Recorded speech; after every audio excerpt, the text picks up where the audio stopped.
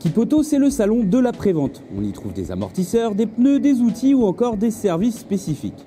C'est le paradis des pros qui viennent découvrir les nouveautés et y faire leur marché. Et c'est la première fois que le salon Equipauto se déroule au même endroit et au même moment que le mondial de l'auto. Les deux événements se sont associés et celui qui remporte le plus de succès n'est pas celui qu'on croit.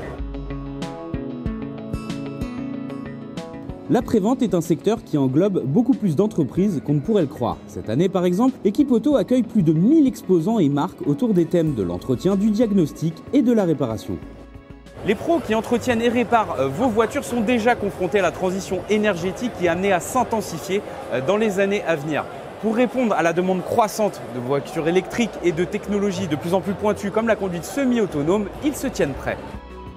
Premièrement, le garage du futur sera connecté et éco-responsable. Il bénéficiera par exemple d'un accès à un stock de pièces reconditionnées, d'outils de diagnostic, d'entretien et de réparation pour les batteries.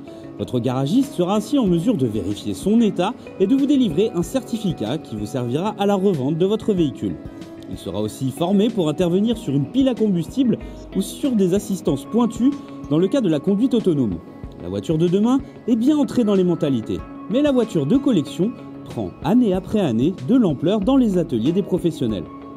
Moi, je suis plus que persuadé qu'il y a une place pour les voitures de collection puisqu'il y a beaucoup justement d'équipementiers et de fournisseurs qui développent des gammes de produits spécifiques pour les classiques.